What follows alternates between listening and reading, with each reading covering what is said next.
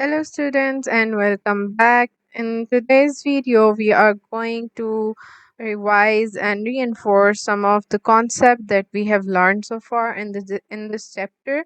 And so let's start. We learned what matter is, right? Matter is anything that occupies space and that is called the matter. कोई भी object जो जगह घेरती है उसको हम क्या कहते हैं? That takes up the space उसको हम कहते हैं कि वो matter है. ठीक है? So we learned that there are three types of matter. The first one was solid, second one was liquid, and the third one was gas. We learned about their particles. इसमें क्या था कि इसके जो particles हैं they are very tightly packed together and it has a permanent shape. Solid has a shape that cannot be changed. It can be changed, it can be deformed, but it needs a lot of pressure for doing that क्योंकि इन particles के दरमियान में force of attraction बहुत ज़्यादा होती है.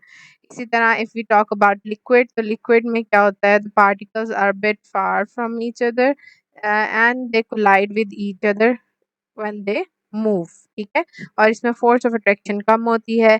And a liquid ऐसी चीज़ है जो कि it does not have its own shape. It can take the shape of the container it's put in, right? जिस चीज़ के अंदर इस पानी को या लिक्विड को आप डालते हैं वो उस चीज़ की शेप ले लेता है. तो ये क्या प्रॉपर्टी थी? It was the property of liquid. Then we discussed about the gases, or gases may the particles were very far away from each other, right? And they did not have any shape or any volume. और ये जो है इनके अंदर जो force of attraction थी वो बहुत weak होती है and they can move around freely wherever they are present, right? तो हमने ये three states of matter पढ़ा था. उसके बाद we learned about the changes that can happen between these state of matter. For example, अगर कोई चीज़ solid है, हमने example ली थी ice cube की, ठीक है, और ice cube को अगर हम क्या करते हैं, heat up करते हैं, तो वो क्या होता है, melt हो जाता है. ठीक है, तो उस process को हम कहते थे melting, right?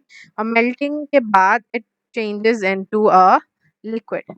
ठीक है, solid जो है ये क्या बन जाता है, liquid बन जाता है. ठीक है, और अगर हमें जो ये लिक्विड है, लिक्विड को अगर हम और हीट अप करते हैं, ठीक है, इसको हीट अप करते हैं तो ये किस चीज़ में चेंज हो जाता है, ये हो जाता है वेपर्स में चेंज हो जाता है. ठीक है, गैसेस में चेंज हो जाता है. ऑलराइट, तो इस प्रोसेस को क्या कहते हैं, इस प्रोसेस को कहते हैं जी एवेपोरेशन. ऑलराइट, अच्छा जी, इसके अलावा हमने पढ़ा था कि ये गैसेस दोबारा भी चेंज हो सकती हैं लिक्विड में और उस प्रोसेस को हम कहते हैं कंडेंसेशन. ठीक है, कंडेंसेशन कहते हैं जब gases are changed back into the liquid. और ये कैसे चेंज होती है, जब आप इनको कूल डाउन करते हैं. ठीक है, और वो लिक्विड में चेंज हो जाती है. इसी तरह लिक्विड जो है वो दोबारा सॉलिड में चेंज हो जाता है जब आप उसको कूल डाउन करते हैं और वो क्या होता है, उस प्रोसेस को हम कहते हैं freezing. Alright, we discuss these changes of matter in the chapter. इसके अलावा we learn about two different changes जो होती हैं. एक होती है जी फिजिकल चेंज और एक होती है केमिकल चेंज, राइट? तो फिजिकल चेंज का क्या मतलब है? फिजिकल चेंज का मतलब है कि आप उसकी शेप बदल देते हैं, आप उसको टेयर अप कर देते हैं. फॉर एग्जांपल अगर पेपर को हम लें तो उसको टेयर अप करें तो वो उसकी फिजिकल चेंज हुई है, नॉट द केमिकल. और केमिकल में क्या होता है कि आपका न्यू प्रोडक्ट फॉर्म होता है. ठीक है, तो ये आपने दिमाग में रखना है इस चीज़ को. केमिकल चेंज क्या होती है कि उससे न्यू प्रोडक्ट फॉर्म होता है. फॉर एग्जांपल अगर आप लकड़ी को जलाते हैं तो it turns into ashes, right? अच्छा जी, इसके बाद we also learn about the physical properties of matter. ठीक है, मैटर की बल्कि स्पेसिफिकली हमने मेटल की फिजिकल प्रॉपर्टीज पढ़ी थी. ठीक है, तो हमने इसमें पढ़ा था जी अबाउट कंडक्टर ऑफ हीट. ठीक है, हमने पढ़ा था कि whether that thing is a good conductor और bad conductor of heat. Conductor of heat का मतलब ये है कि उसमें से हीट पास थ्रू कर सकती है कि नहीं. ठीक है। और हमने पढ़ा था कि बैड कंडक्टर ऑफ हीट भी होता है कि वो ऑब्जेक्ट्स जिसके अंदर से या वो मेटल्स जिसके अंदर से हीट पास थ्रू नहीं करती। ठीक है। इसी तरह हमने पढ़ा था कंडक्टर ऑफ इलेक्ट्रिसिटी, ऑलराइट, कि वो ऑब्जेक्ट्स या वो मेटल जिसके अंदर से इलेक्ट्रिसिटी पास कर सकती है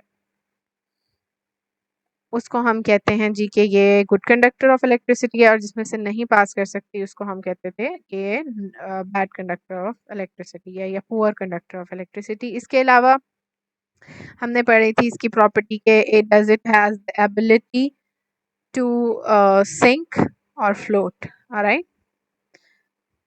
इसके अलावा वी लर्न के कुछ मेटल्स जो हैं उनके कलर्स क्या होते हैं, right, the colour of the metal.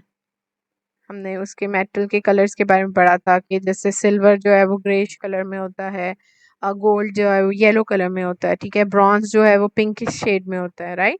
इसी तरह हमने we learn that it has a mass, right, and it has a volume as well। हमने उस मेटल के डेंसिटी के बारे में भी पढ़ा था। Alright, so these were all the things that we have learned so far in the chapter. I want you guys to go through this and learn them individually about all of these concepts.